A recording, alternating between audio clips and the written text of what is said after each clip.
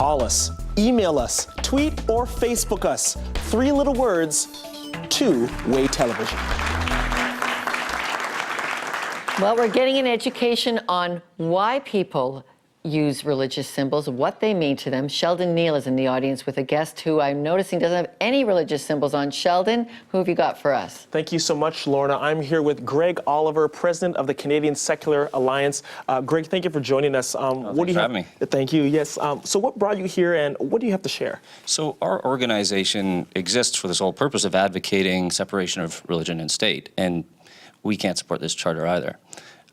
Essentially, it fails to address the core instances of religious favoritism in Quebec, such as property tax exemptions for religious buildings, or funding 60% of private religious schools. And, you know, the whole dress code is excessive and unequal, and it doesn't deal with instances of institutional religious expression, like Christian prayers prior to municipal council meetings, or the crucifix on the National Assembly walls. Well, thank you, Greg, from the Canadian Secular Alliance, and Sheldon. But religious symbols are stirring a debate in Canada. Yet what do they stir inside you when you wear them? Our next guest has some thoughts about that. Arthur Boers is an Anglican priest and a professor of leadership and spirituality at Tyndale Seminary. Welcome him to Context. Thank you. Thank you. Thank you. Great to be here. You are carrying that like a symbol. Yes. Are you? Okay, Yes. Tell me what you're doing. I brought along a Bible that belonged to my great-grandmother. It was given to her in 1881 when she was 13 years old, and she would have brought this with her to church every Sunday for both services every Sunday for all those years until she died during World War II in the 1940s in the Netherlands. And so this is a book, but it's a Bible, and it's not just a Bible. It's a Bible that represents my family and represents the fact that my family was committed to Christianity for centuries and raised succeeding generations in the Christian faith. So this is a very precious book, and it's a precious Bible, and I think it's a good example of a symbol because a symbol points to a deeper reality. Okay, you've come with your symbols. We've been talking to the other symbols of faith in our audience. You sometimes wear a cross as a priest and even as a professor. What does your cross mean? I wear a cross to represent the fact that I'm a Christian and to identify myself with Christian history and Christian traditions. Okay. You say symbols aren't just symbols. Right. And that, for you, or myself, this cross that I wear isn't just, it actually deeply affects people. Explain what you mean. Well, a symbol actually brings us into deeper realities. So a wedding service, for example, it's a ritual, it's a symbol, but we don't just say after people have a wedding, well, that wedding was only a ritual. We say they were actually married. The wedding service accomplishes the fact that they are married to each other. And there have been very interesting studies done about how the way that we dress affects our behavior. So for example, one study was done that showed if somebody wears a white lab coat that they associate with a doctor, they're actually more perceptive. They pay better attention. Wow. But here we're talking about symbols, and we've heard all faiths say, this connects me to my God. That's right. What is it about a symbol that connects you to the unseen reality of God? The symbols connect us to deeper realities that are sometimes hard to speak of just in words or with concepts. Much of our faith is mysterious and hard to grasp, and symbols touch us at deeper levels and help us to access those deeper realities.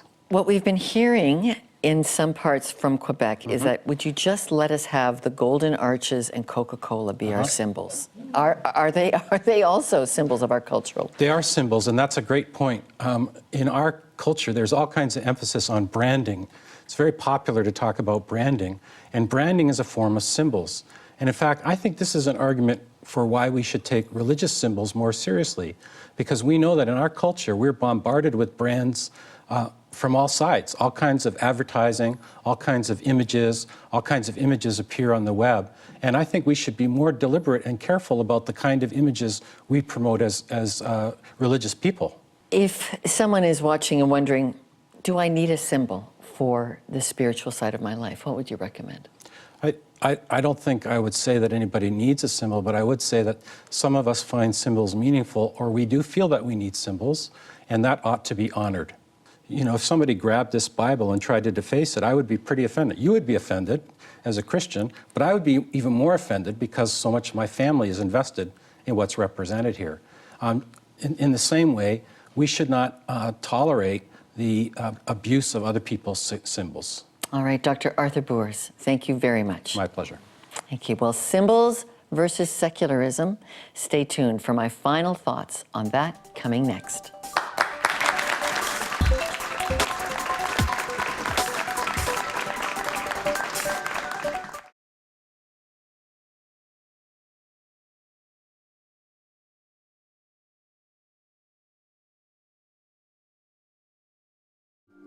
We want you to be a part of our studio audience. If you're in the Toronto area, contact us. We've got a seat with your name on it.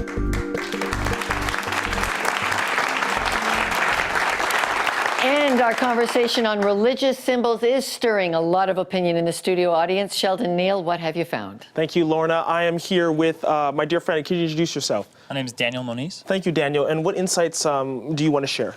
Sure. I'd like a chance to play a bit of devil's advocate. I'm not for the charter by any means specifically, but just like to make a distinction. I hear a lot of straw man arguments about, people are arguing that the government is saying you can't wear religious symbols at all, or that you can't practice religion, when in reality, what's going on is a separation of religious symbols at government work. People can't wear tattoos all over their faces at many jobs. There's an image issue with that.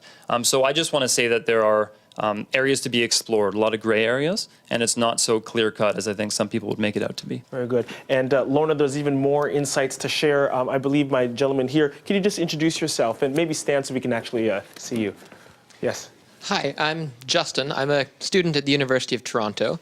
And I'm just curious about degrees of religious symbols. So I'm wondering if you'd think that this entire policy that they're having is toxic, or bearing in mind that they saw a difference between a small cross and a large cross, if there's room for perhaps just toning down in people who are representing the government. So some symbols, head coverings, may be necessary, but is it possible to have a policy where instead other symbols that aren't as necessary are covered up or not shown? Okay, Justin, thank you very much. Well, we've heard from both our Sikh and Muslim guests that they are totally necessary. And no, you can't I wouldn't want to see a toned down symbol. It either is an expression of your faith and it's free, or it's not Canada. So that's how I feel about it, Justin. In my tradition, when Jesus Christ was asked to subdue the expression of his followers, he said, if they were quiet, the stones would cry out. Heartfelt symbols of faith, at least those discussed in this story, are an expression of joy and devotion, and the argument for suppressing religious freedom and symbolism is based on the paper-thin, abstract idea that in our pluralistic culture, the only agreeable religion is no religion at all. Well, a Christian is taught we should obey government because it's a gift for our well-being. And the teachings of Jesus invite that we love our God with all our heart, soul, and mind. And expressing that through an ornament or a piece of clothing is a trigger for the eye that helps remind the heart and mind. It's absolutely a spiritual freedom, something in the eye that reminds the heart. A threat to national unity? I hardly think so. Like the flag, it's simply a reminder of where our spiritual loyalties lie. And as always, you can send me your feedback on today's program. For all of us, I'm Lorna Duick. Thanks for watching, and join us next week as we explore life beyond the headlines.